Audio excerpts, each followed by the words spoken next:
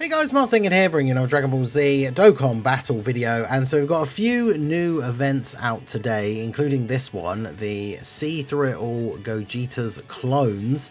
Now obviously with the free-to-play Rose clone army in part 1, a lot of people were speculating or memeing about the idea of getting a Gogeta clones free-to-play team for part 2. Obviously that did not come to pass, but we did get an event where you fight against the Gogeta clones. So it says see through Gogeta's clones and complete the support memory. So we get a support memory as a reward. In this victory, in this event, the key to victory lies in spotting what's off in battle. Be aware that once you attack a clone, he'll launch an extremely powerful attack. Spot the difference between the real Gogeta and his clones, and then attack the real one. So it says the battle on Super 3 difficulty is at a whole other level. Please enjoy the clash against Gogeta, who possesses overwhelming power.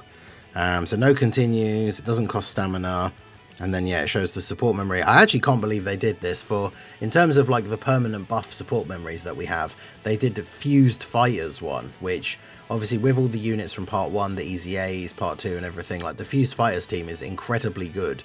And so them now having a permanent buff support memory is pretty crazy. So we're going to go ahead and jump in. There's only missions for beating the stage for the first time gives you the support memory, and then Super 3, which is the difficult one,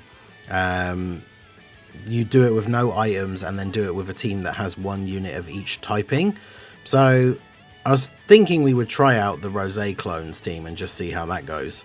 I mean, we don't need to use a specific team for the first difficulty stage, but we might as well jump in and just get it done with the same team anyway, just so we can have a look.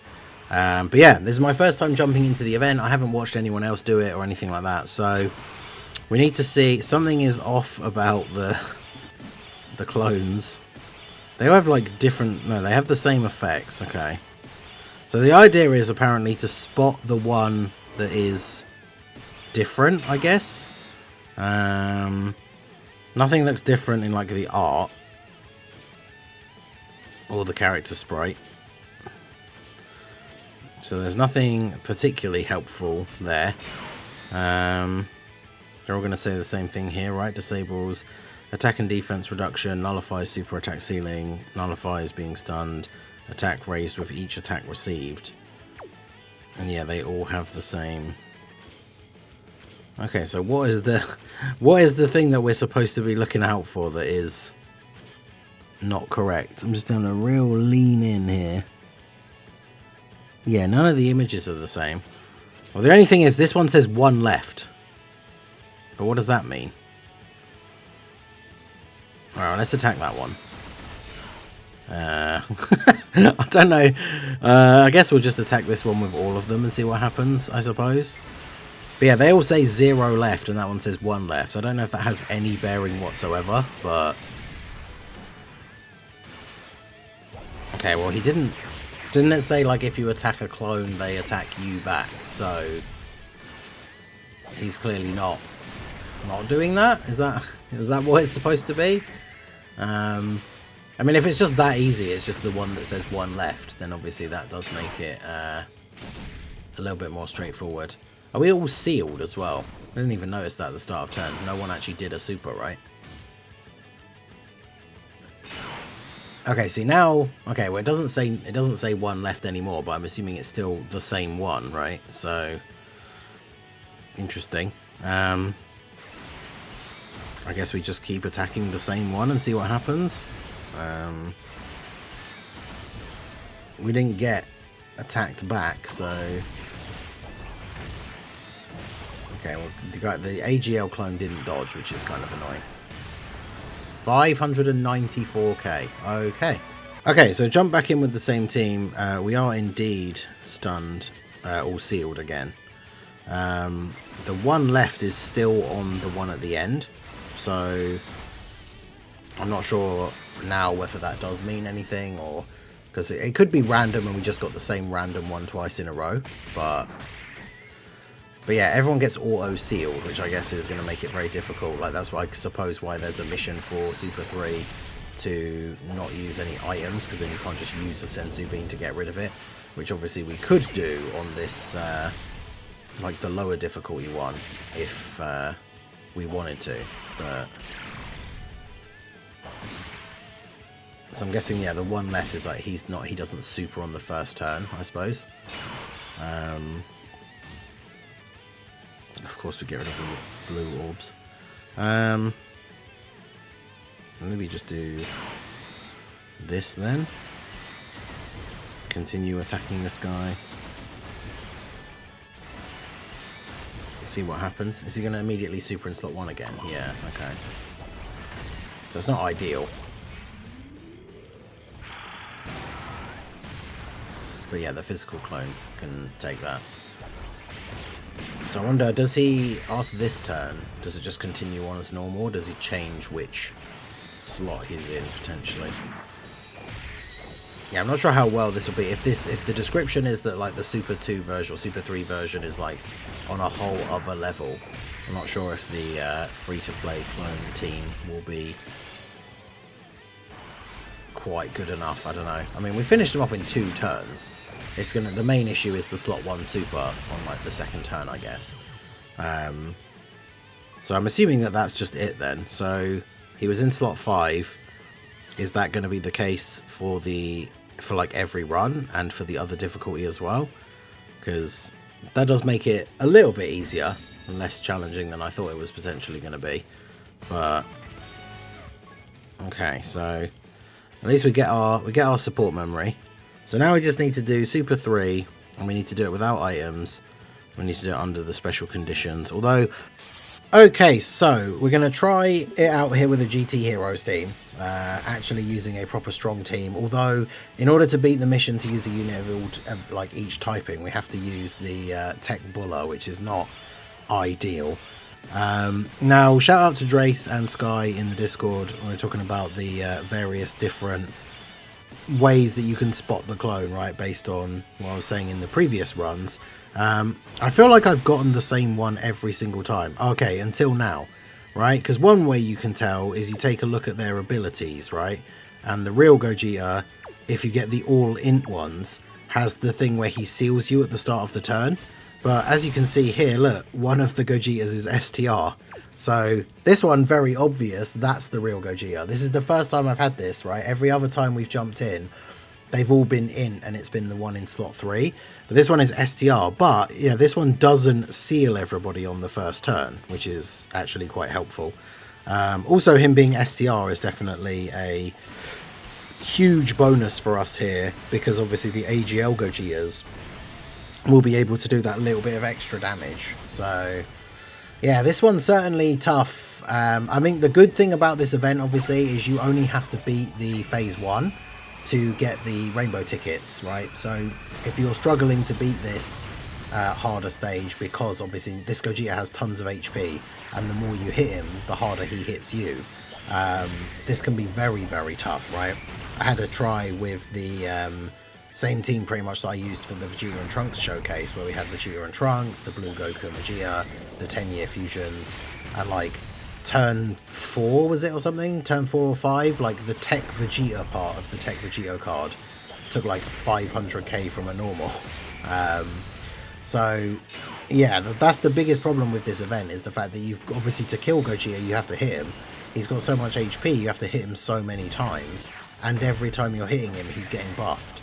So it can be pretty bad overall. Like, you need units on the team that are either going to be able to dodge or be able to like counter supers, or obviously like characters that have built-in damage reduction, that post super are going to have very high defense with damage reduction and even potentially guard. Like, all of that stuff obviously is going to help quite a lot. But yeah, this is going to be an interesting one for sure.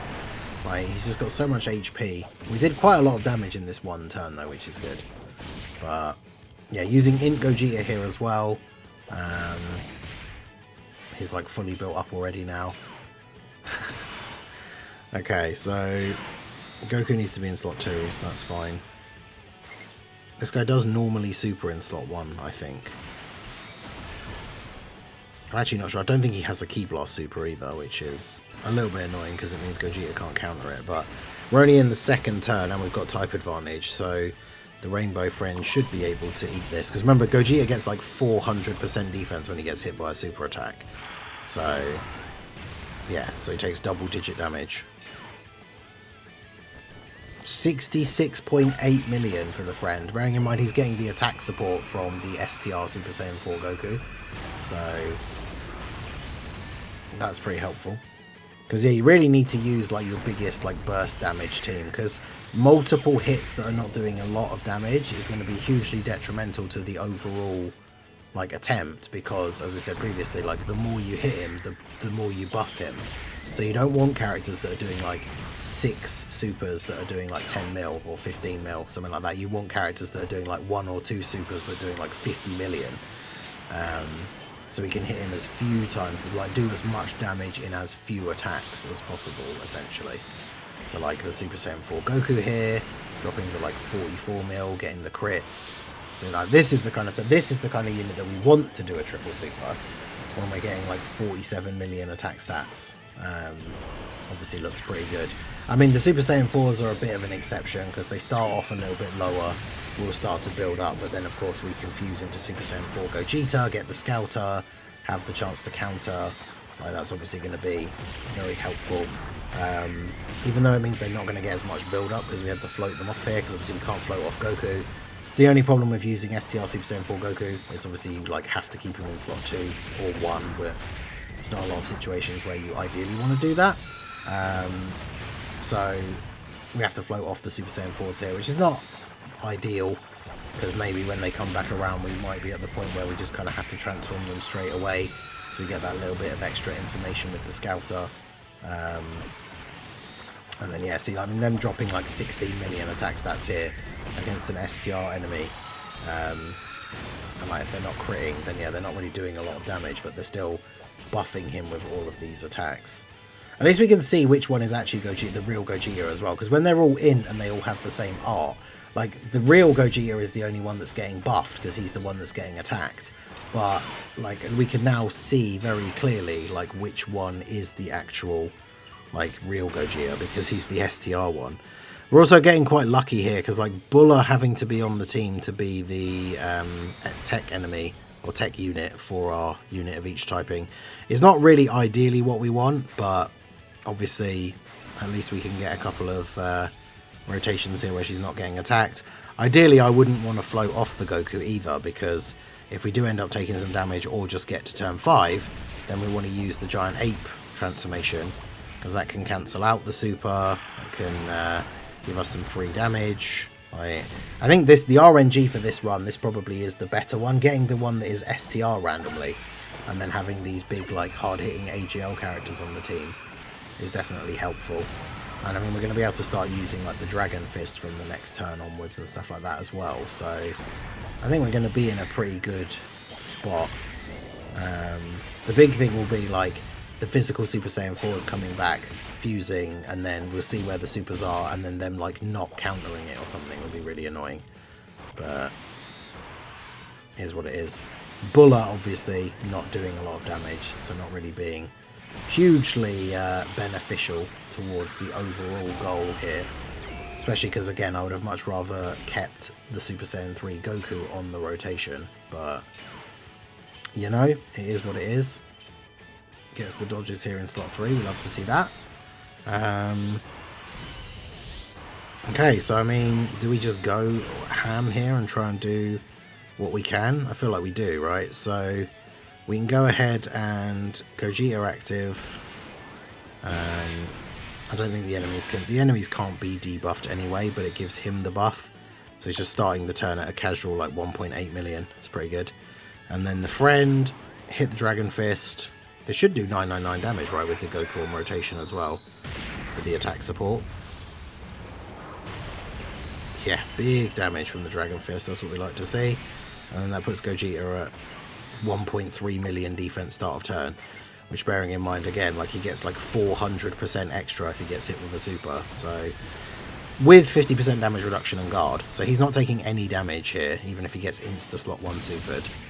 But the liability could be STR Super Saiyan 4 Goku getting supered and not countering. Hello? Is that 120 million? Okay, that's pretty good. So he just did the full 999 with his 18 key super. Then the additional is 89 million. Bruh. Man, I hope anyone who doesn't have Super Saiyan 4 Gogeta gets good luck trying to get him today, obviously with the extra rainbow tickets. Bro's doing a 98 million additional super, like 12 key super. And then I was going to say, if he does another one, that's a 12 key additional that's doing over 100 million. So he basically just did like 400 million attack stat worth of attacks in this one turn. Like, that's ridiculous. And then Gogeta supers in for double digit damage. I think we probably just kill him this turn now. That was absolutely insane. And much quicker than the other attempts that I'd tried. Because yeah, Goku's going to get a couple of supers off here. He might actually just finish him off himself, but otherwise Super Saiyan 4 Gogeta in slot 3 probably does, right? But damn, that's crazy. That's the highest I've ever seen AGL Gogeta go. That's with the Goku attack support, the Dragon Fist buff, like, damn. Absolutely insane. And then Int Gogeta finishes him off with the Big Bang Kamehameha in slot 3, 62 million damage crit. So yeah, I mean, this is one of those things, like, it's always difficult when it comes to these, like, how to beat these missions things. Like, this one is going to be very, very hard without a team of, like, the best units in the game. But obviously bear in mind, like I said, to get the support memory and to get the tickets, the rainbow tickets, you only need to beat the first phase. So this is just for the extra 10 stones, which obviously is still nice to have, right? Beat it without support items, beat it on Super 3, and then this is the beat it with a unit of each typing, which we did get very lucky with the rotation placement and not having to have Bulla in harm's way. But there you go. So the couple of ways I know to spot the clones, like I said, you can have one that's a completely different typing. They can have different art. Apparently sometimes you can see the Tech Gogeta art. And then obviously check the passives. If they're all int, check the passives, because on turn one of them should be different. I believe that's the one, if they're all in, where you get sealed on turn 1, and the one that has the thing in his passive that is like seals all enemies is the actual Gogeta. So let me know how you guys got on. Did you get all the missions done? How did you find the Super 3 stage? It was definitely tricky without busting out, like, you know, this team that's basically one of the best teams in the game at the moment. So let me know how you guys got on down below in the comment section. So that is going to be it for the video, guys. This has been the Master Ningen. Smash that like button, subscribe to the channel if you are new. Check out the links down below, and I will see you all again soon. Have a good one.